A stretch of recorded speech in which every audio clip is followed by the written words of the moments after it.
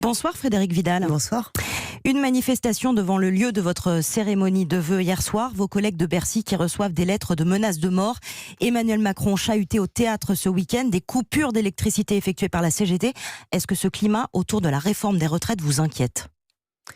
Ce sont effectivement des actions qui ont des portées différentes. On a le droit de manifester, et ça c'est évidemment un droit qui est tout à fait fondamental, comme on a le droit de faire la grève. C'est aussi un droit qui est tout à fait fondamental. On n'a pas le droit de couper l'électricité, soi-disant de façon sélective. Enfin, déjà qu'on nous explique quel est le côté sélectif de ces coupures, de mettre en danger la vie des gens, de les perturber. Voilà, donc il y a une montée d'actions qui sont totalement condamnables. Évidemment, envoyer des lettres de menaces avec des balles à des ministres, c'est aussi évidemment condamnable chaque fois que c'est nécessaire. Des plaintes sont déposées. Vos collègues d'ailleurs de Bercy l'ont fait. Absolument. Et vous craignez que ça dure, ou vous appelez à l'apaisement, puisque vendredi, le projet de loi sera officiellement déposé en Conseil des ministres ? Évidemment, on appelle au dialogue, et c'est ce qu'on fait d'ailleurs depuis des mois. Pour dialoguer, il faut être plusieurs, au moins 2. Et donc, c'est pour ça que c'est très important que l'ensemble du gouvernement est mobilisé pour discuter justement avec l'ensemble des partenaires sociaux. Ces actions, elles n'ont rien à voir avec du dialogue. Et donc, évidemment, elles sont éminemment condamnables. Parlons de Parcoursup, Frédérique Vidal. Donc, c'est la plateforme d'inscription pour les études supérieures qui a ouvert aujourd'hui. Alors, Parcoursup qui suscite toujours des angoisses. Le Parisien dévoile une étude auprès de 12 000 jeunes qui disent appréhender Parcoursup et ne pas avoir confiance. Qu'est-ce que vous leur dites pour les rassurer, et peut-être aussi leurs parents, parce que le choix de l'orientation, c'est un moment de stress pour toute la famille.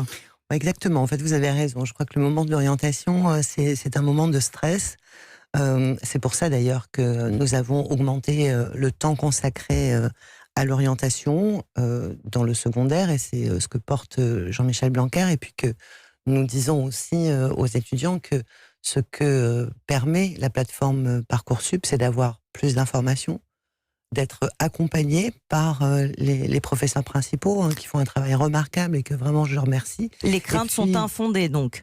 C'est-à-dire que c'est normal. Moi, je dis qu'il y a une forme de rite autour du passage entre le lycée et l'enseignement supérieur.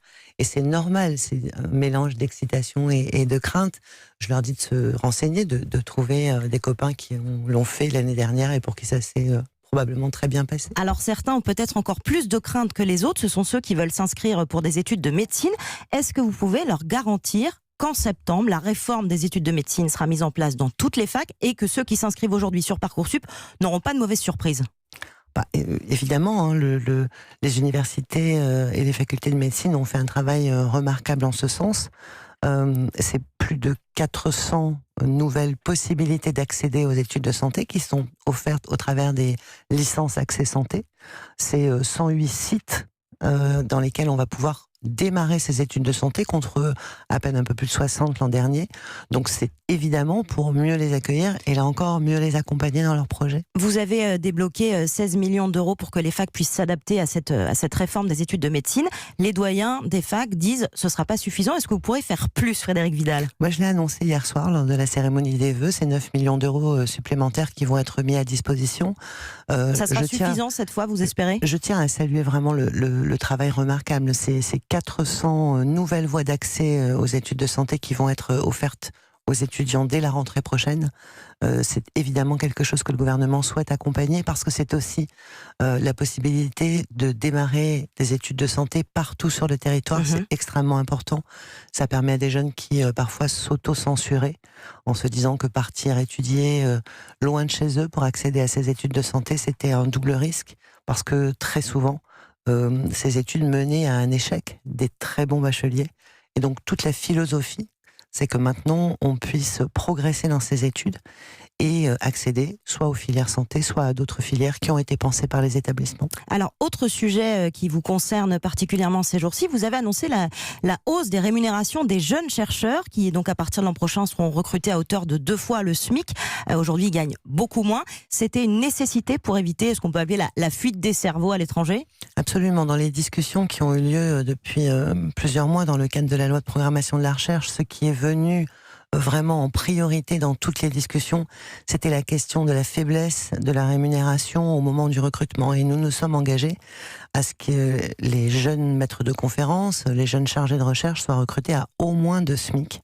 À partir de 2021, pour certains, c'était 1,3, 1,4 SMIC jusqu'à présent. J'imagine que c'était un sujet très important pour le chef de l'État, pour l'attractivité de la France, qui vous a peut-être un peu dit il faut vraiment qu'on mette l'accent là-dessus. C'est un sujet qui a été vraiment porté par l'ensemble de la communauté. C'est une demande qui en fait existe depuis très longtemps. On a laissé se paupériser les métiers de la recherche en général, et tout l'objectif de cette loi de programmation de la recherche, qui ne se résume pas bien sûr à cette mesure, c'est vraiment une mesure emblématique que j'ai souhaité 26 millions d'euros, c'est ça qui sont débloqués hier soir, oui. J'ai aussi annoncé une revalorisation de la politique indemnitaire. Ce sont des sujets qui sont complexes techniquement, donc nous avons commencé dès ce matin à y travailler avec les représentants des personnels et les conférences pour savoir comment est-ce qu'ensuite on met ça, on implémente ça. Voilà, c'est un début.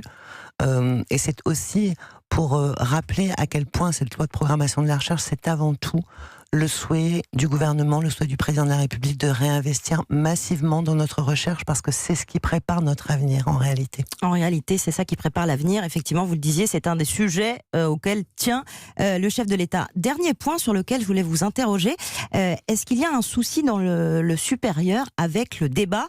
On voit que cette semaine, une conférence avec Geoffroy Lejeune, qui est directeur de la rédaction de Valeurs Actuelles, est annulée à Sciences Po Lille. Il y a quelques semaines, c'est une conférence de François Hollande à la fac de droit à Lille qui n'avait pas pu se tenir parce que des manifestants avaient déchiré ses livres. Il y avait eu aussi un épisode avec Sylviane Agacinski qui n'avait pas pu aller débattre à la fac à Bordeaux. Est-ce que ça vous inquiète, vous, en tant que ministre de l'Enseignement supérieur ? Moi, je crois qu'il faut réaffirmer qu'évidemment, l'université, c'est avant toute chose un lieu de débat, un lieu où on peut argumenter, un lieu où on peut dialoguer. C'est absolument pas un lieu de prosélytisme. Ce qui est important, c'est que les chefs d'établissement, les présidents, les directeurs d'établissement soient en capacité de garantir cela. Et parfois, il faut reporter, parfois, il faut revoir les organisations. Voilà, c'est évidemment leur responsabilité, mais ce qu'il faut rappeler, c'est que bien sûr, l'université doit rester un lieu de débat, un lieu ouvert, un lieu où on argumente et où on s'écoute. Et on s'écoute et on peut parler de tous les sujets. Merci Absolument. beaucoup Frédérique Vidal d'avoir été mon invité.